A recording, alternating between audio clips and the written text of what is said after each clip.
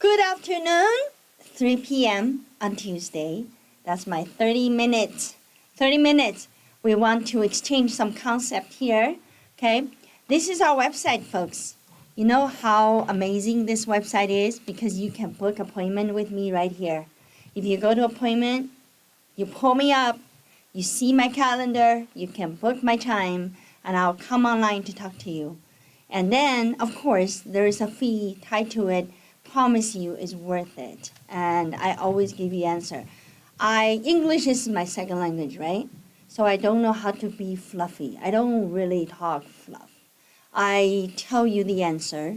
And the way I express things is very simple and very clear because I don't have big words for you.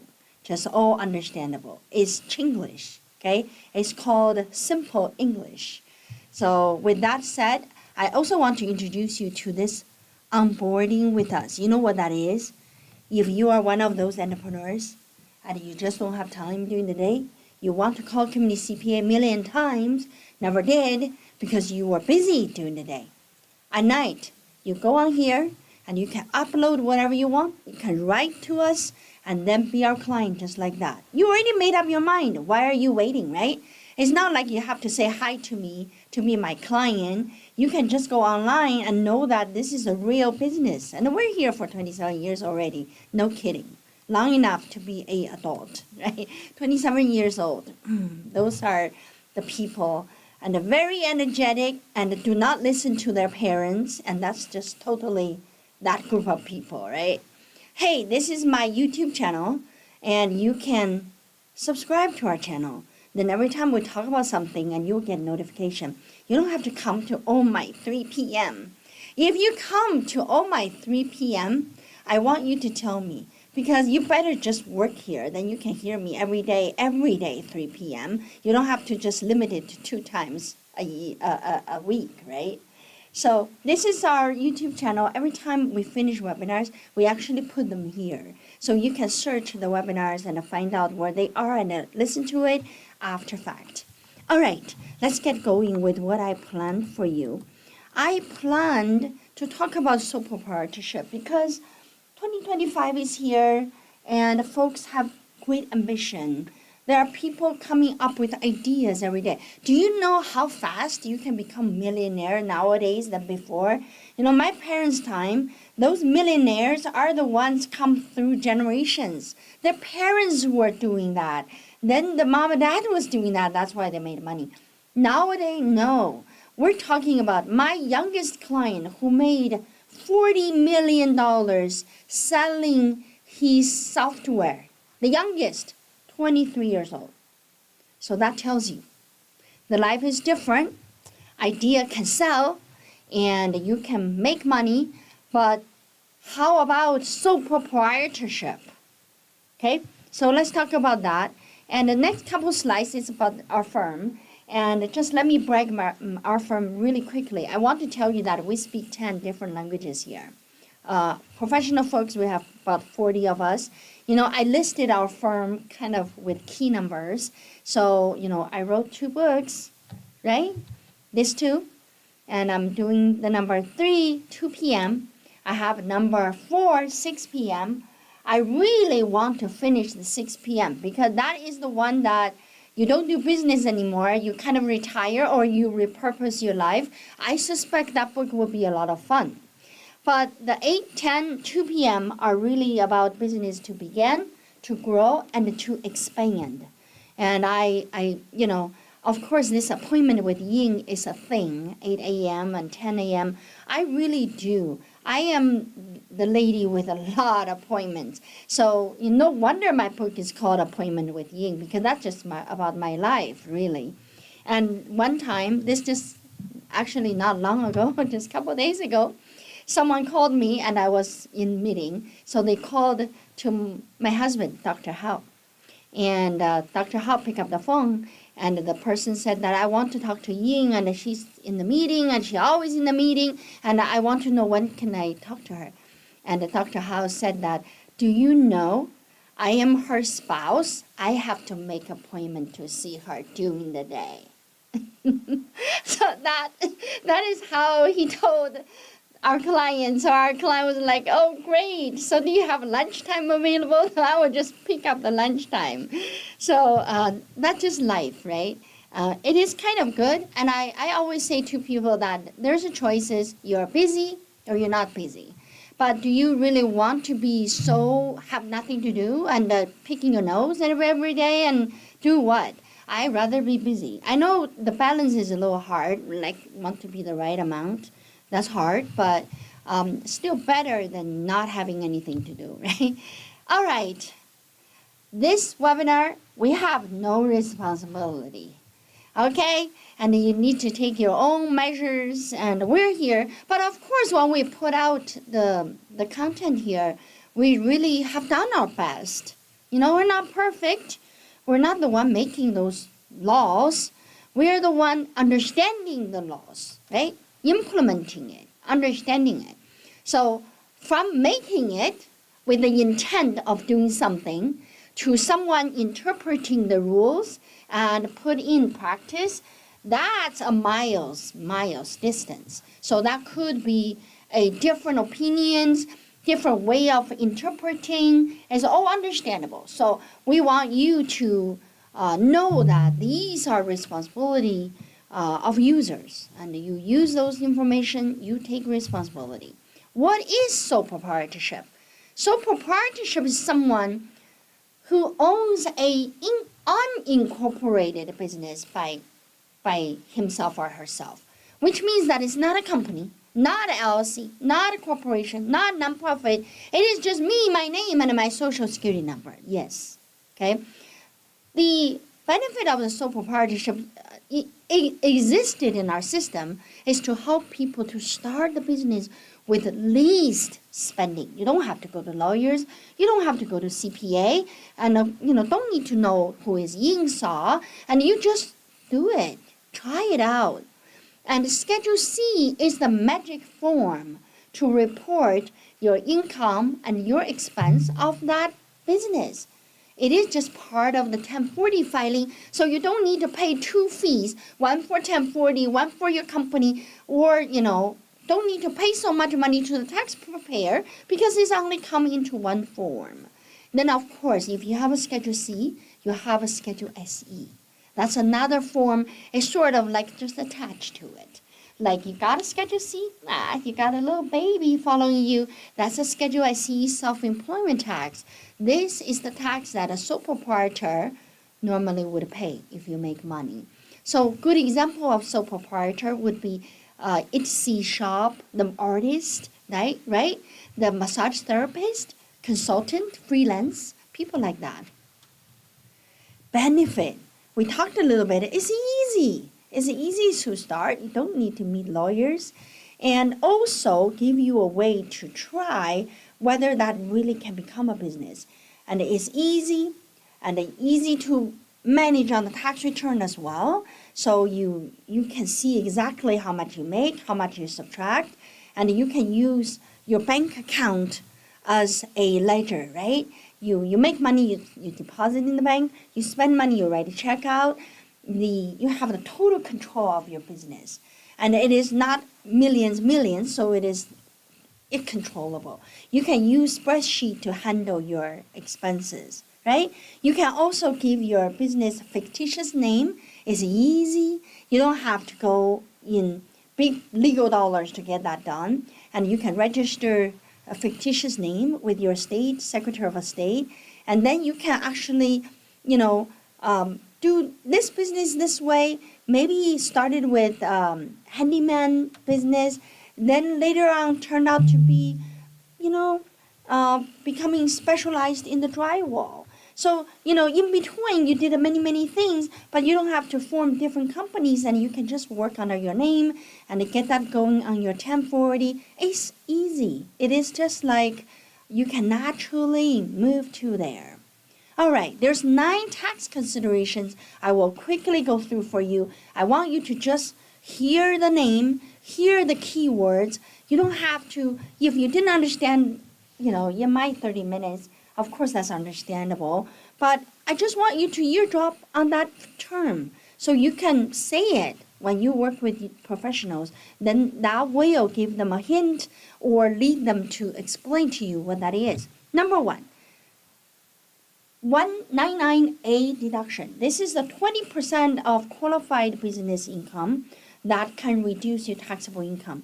This particular rule is expiring in 2025. So we'll see what the new President Trump gonna do, right? So we'll wait and see. But this is a 20% of deduction. Basically, if you have $100, you're supposed to pay taxes. Pretend if your taxes is 20%, then you are supposed to pay $20, right?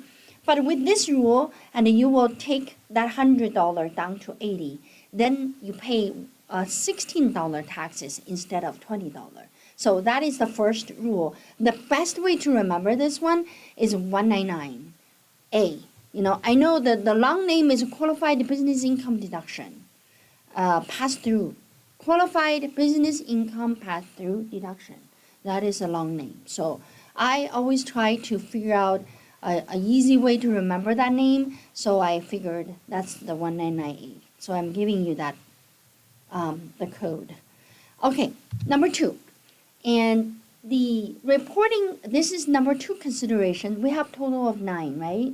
So you have your income and expense on Schedule C of the 1040. So you don't go anywhere to do your income and expense. You stay on Schedule C, which is part of your 1040. And your business expenses are deductible against the income. And you don't have to bring that to Schedule A. Just know that it's a Schedule C deal. And this Schedule C is really good because if in the first year or 2 years you have business losses, those losses will go against the W-2 you have.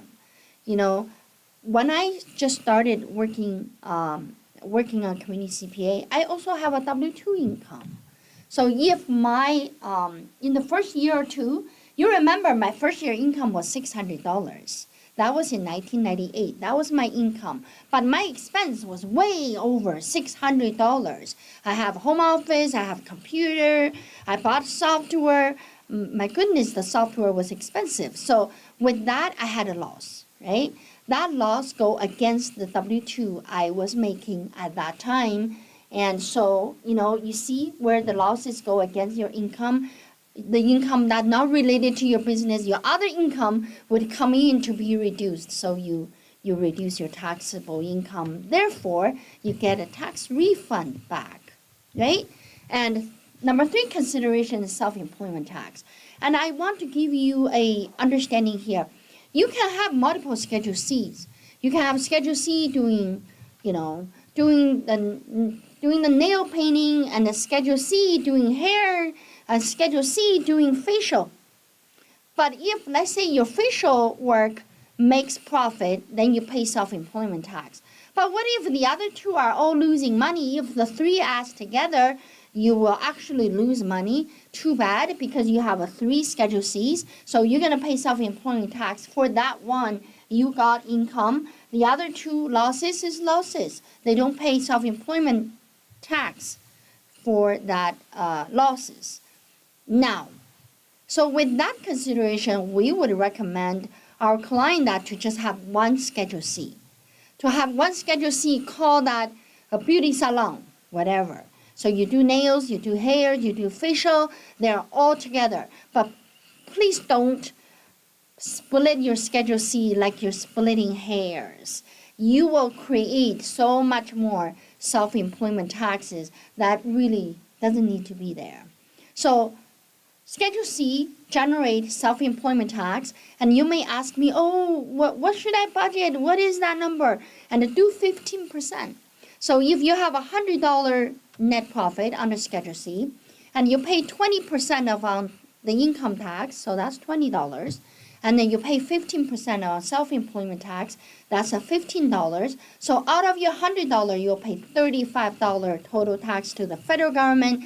And if you work in the state where income tax is imposed, like Iowa, then be prepared to pay another $1,000. So You may say, what, Ying? Did I hear you right? So you're going to be, I made $100, you make $35 to the federal, and you make another $10 to the state. You're saying that I need to pay almost half of the income into taxes. Yes, that's what I said. That's what I said, yes. So just remember, self-employment tax comes up really heavily when you add up the income tax. Number 4, and you must make, normally, when you have a Schedule C, you should be very aware you should make quarterly estimated tax. Because you should make tax payment along the way when you make money. But of course, if the first quarter lose money, second quarter lose money, the third quarter lose money, only the fourth quarter you made money, then you pay you pay the estimated tax on the fourth quarter. But you should be making estimated payment to the IRS and your state. So that is number 4. Just be aware. Number 5, and you can deduct 100% of your health insurance if you have a Schedule C. Yes. And you may say that, I have, my spouse has a W-2.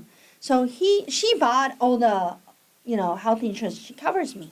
And I am a Schedule C, so can I deduct what she deduct? No, you can't. Because at her work, that health insurance deduction, part of it is already not taxable.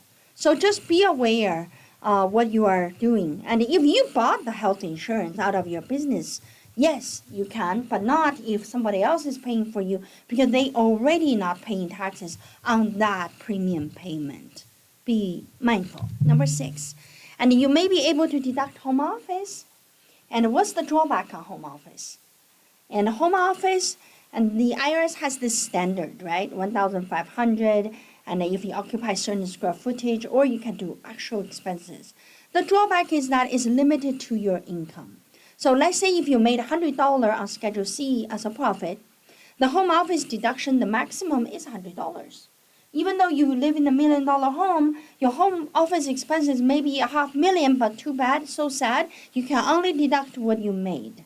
So they don't allow you to use home office to create the losses. So that is where that is. And home office has one benefit is that if you have a home office, every time you go to client, your mileage is counted from home to client, and back home, right? But if you don't have a home office, then you can count that. Because you may have a separate office like I do. I don't have a home office. I go to office to work. So if I go to client and I go to the office, that mileage I can count because that's a work mileage. But if I go from home to the client, then from client to the home office, then my home to client normally is not deductible. Because that is you come out of home. If you really want to just be so tight with your calculation, then go to office first. Don't go to client first. Go to the office, then start from the office. Okay? I know I'm saying this making you like, Ying, you are just, you don't have to tell us that. Because the auditor tell us that. And we want you to tell us not to, what to do to not get into that situation. There's a lot of ways to not to get into that situation, but the home office is a landmark to mark where your office is. So if you have home office, you can deduct mileage a little bit more straightforwardly. But if you don't have a home office and you really need to make sure that your mileage is only between office and the client or what other place, right? Of course, home office, you can take the percentage of the square footage that you use for the home office, and then apply that ratio to all the other expenses at home, like utility, things like that. All right, number 7. Of course, you always should keep a good record. Nowadays, how technology really help us, right? Oh, I can take a picture. Oh, I can scan them. And you know what? In the olden days, when I come through audit, my client would bring me boxes. They have boxes of receipts. So I at least can look at the receipt, goes, yes, yes. Nowadays, if someone get audited, we just had one client, and claiming to be very technology savvy, and I had everything scanned. Oh, I scanned everything. Oh, I have everything on my computer. By the time we want it, can't find this, can't find that, don't know what happened to my system. Oh, I need more time. I need to hire IT to dig up my hard drive. What happened to me? And I couldn't find anything. We literally don't have any receipts. So if you claim yourself so IT savvy and you're going to save everything digitally, then really make sure you probably should save it on the cloud so you don't rely on your basement computer when they get flooded. And that happened to me. And so everything is gone. So that happened to me in 2003, May 23rd. I remember the day because my whole house was filled with city sewage at one time. So everything is gone, and everything in the computer is gone. And that time, there's no cloud storage yet. So it was a very painful loss. But you want to not get there, so you want to make sure you save your record. Number 8, you have more responsibilities if you hire employees, of course. When you are a Schedule C, sole proprietor, when you are ready to hire people, and you need to apply for a EIN number that for payroll purposes. So just remember you need to do that. You may say, oh, no, I don't need one, I have my social security number. No. You cannot do that with a W-2. So you have to apply for a EIN number for your sole proprietorship to hire employee. And once you hire employee, there is a whole set of rules out there, right? Department of Labor is there, and all kind of, workplace compliance that need to come in. And I would recommend you that if you are a sole proprietor, you never will get to this point. If you got to this point, you need to grow your business out of your home. You need to grow your business out of sole proprietorship. Last point, you should consider establishing a qualified retirement plan. Yes. And as a sole proprietor, it is very good to have a qualified plan because you can deduct that right on the Schedule C. Is very beneficial. So I know every time we talk about retirement plan, I'm a CPA, I'm not a financial planner, so you need to talk to someone who is qualified to give you that advice, where to invest, how to invest. But in terms of establishing a account, your CPA sees very clearly. So if you have money, you felt like you're paying too much taxes, you should consider setting up a simple IRA or 401k solo, all of these accounts. And you can talk to Crystal at Community CPA, and she actually have license to help you, and she is in charge of our wealth division. So you have someone here at a Community CPA who can serve you related to that regard. So other than these tax considerations, there are two risks are high under sole proprietorship. Audit risk is high. Audit risk is high is very understandable because most of the new business, small business are growing out of Schedule C, out of sole proprietorship. So IRS has more non-compliance cases that are related to Schedule C. So they want to audit Schedule C more percentage to audit more Schedule C users than the C Corp. Of course, is understandable, right? So making sure that you know the audit risk is high. So when you work with the Schedule C, be a sole proprietor and you want to follow the rules to the T. So when you get audited, you come through it just fine. Have I ever seen sole proprietors got audited but walk away without any changes? Too many times. There's a lot of people doing great work out there. They are sole proprietors. IRS come to audit. They have everything IRS asks. So they pass through the audit without any problem. So just know that. And who would audit sole proprietorship? IRS would, DOL would, and workforce, the state revenue, every government organization would have something to do with sole proprietorship. So they all can audit you. And have I ever seen sole proprietor get audited by all kind of government at once? Yeah, many times. A lot of times when one government come to audit, they notify the other ones. They call that referral. They refer your case to other government agencies, have them also look into what violations you have at the same time of owing money to the IRS. And the liability risk is high. Yes, that's what happens with sole proprietor and a Schedule C kind of business. You do not have the protections offered by those corporation structures. I always referring that as, sole proprietor is you.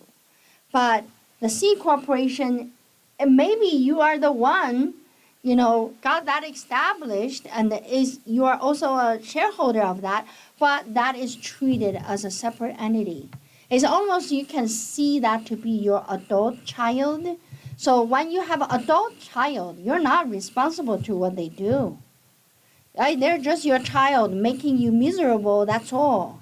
So there's nothing else you can do. If they decided to do things against the law, they go to jail, you obviously don't go for them. So that is the kind of separation you have with the company, but you don't have that with sole proprietor. You are you. So if anything goes wrong, you're wrong. So it's not the entity. So if you are going to file bankruptcy because you are not successful, then sole proprietor is pretty much filed under Chapter 7, Chapter 13, and then you are totally related to the personal side of things. But if you are having a corporation, like President Trump filed 6 times for corporation, that doesn't affect his personal side of things. So just, understand that. That's Chapter 11 he filed. All right. So because of the connection you have to your personal side of things in the sole proprietorship, that's why when you are in certain type of business, you should not be a sole proprietor.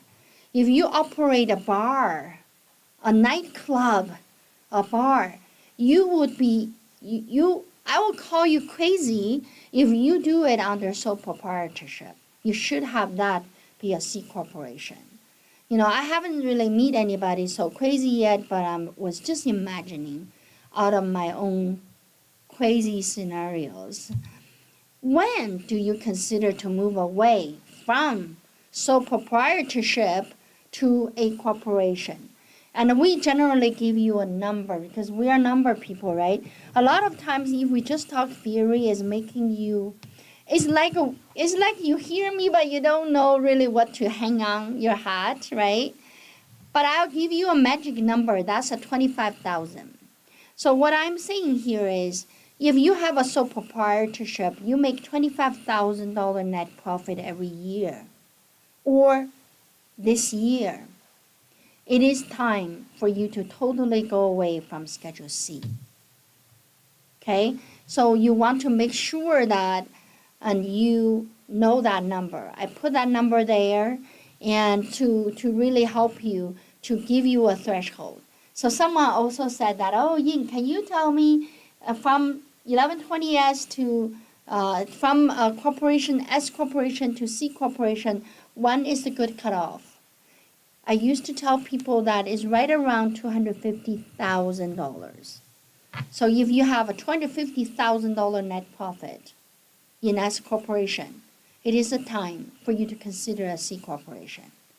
And this number could change when President Trump coming into White House. One of his campaign promise is to lower the corporation tax rate. So we'll see. If he lowers that rate, and I will lower my threshold number as well. So that would be an updated number. So with that said, I kind of give you a general overview of sole proprietorship and when to move away from it. and why people stay on there, why you stay on there, and how all of these the 9 tax points we talked about affecting you. And if you want to know more, you can always go to our appointment button on our website to consult with one of our partner right here. And I am listed on the top. Then we have 5 more partners. They are all specialized in different areas. You see our listing of what we do. I hope that you utilize the resources. And this is our last slide, just to tell you that go to subscribe to our YouTube channel. By subscribing, you actually get notification to tell you what we are talking about in that given time. So like this Saturday, we will talk about 2025 tax season.